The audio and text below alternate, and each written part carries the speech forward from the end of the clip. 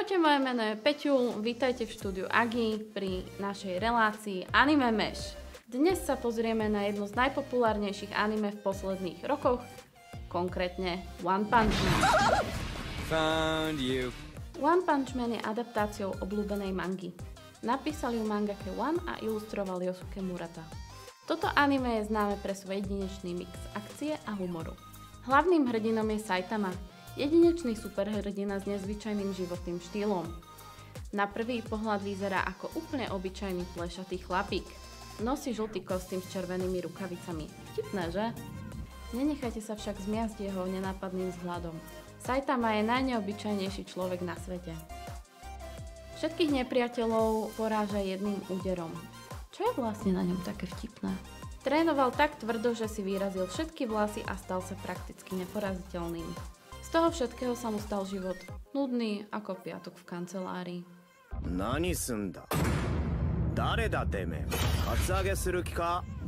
Kaimono no jama sunna. Jeho hlavnou starosťou nie sú nepriatelia, ale zľavy v supermarkete a hľadanie niečoho, čo by ho aspoň trochu zabavilo. Predstavte si superhrdinu, ktorý prichádza na boisko s výrazom už je zase pondelok. A to aj keď ho napadne obrovský mimozemšťan alebo gigantické monštrum. Čakal niekto z vás už 3 mesiace na slno? Presne tak sa tvári Saitama. Jeho neuveriteľná sila ho totiž pripravilo o všetok pôžitok z boja. Saitama je superhrdina, ktorý bojuje za spravodlivosť, no hlboko vo vnútri je obyčajný chlapík, ktorý len hľadá, čo by prebudilo jeho vášeň. Vedľajšie postavy ako Genos, ktorý je mimochodom kybernetický hrdina a Saitamov učenec, alebo členovia hrdinskej asociácie pridávajú do príbehu hĺbku a komplexitu. Bojové scény sú premakané a často kombinujú epické akcie s komediálnymi prvkami. Ak ste toto anime ešte nevideli, odporúčam vám preskočiť následujúcu časť, nakoľko sa budeme venovať trošku aj spoilerom. Poďme sa teda pozrieť spolu na kľúčové momenty zo série One Punch Man. V prvej sérii sme sa zoznámili so Saitamom, ktorý dokáže jedným úderom poraziť akéhokoľvek protivníka. Spoznávame Genosa, ktorý sa stáva Saitamovým učňom po tom, čo mu zachránil život.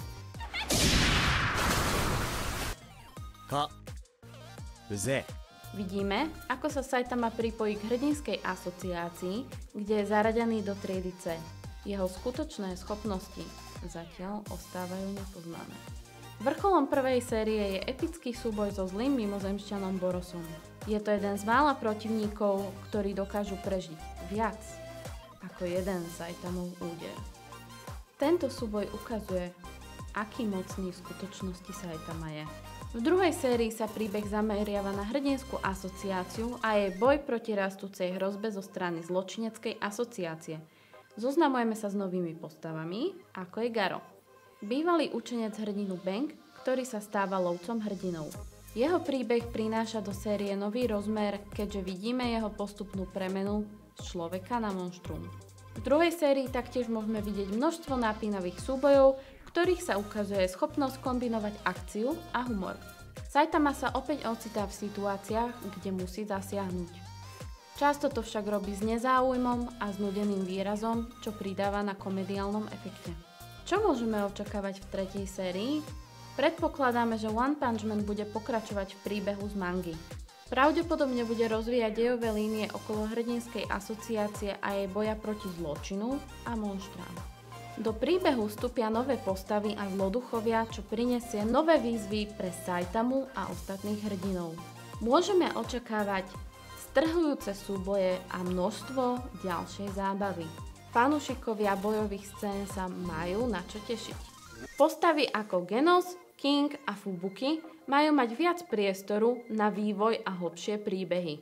One Punch Man si zachová svoj charakteristický humor a satíru. Tretia séria One Punch Mana sľubuje, že bude rovnako vzrušujúca a zábavná ako predchádzajúce série s novými zvratmi, epickými bojmi a nezabudnutelnými momentami. Čo ostáva rovnaké, je naša vajcová hlavička Saitama. My už sa nevieme dočkať. A čo vy? Dajte nám vedieť v komentároch, na čo sa najviac tešíte v 3. sérii One Punch Man. Ďakujeme, že ste tu boli s nami.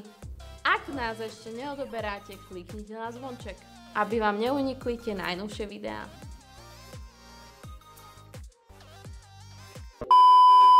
Ak ste toto anime... Nenakláňaj sa.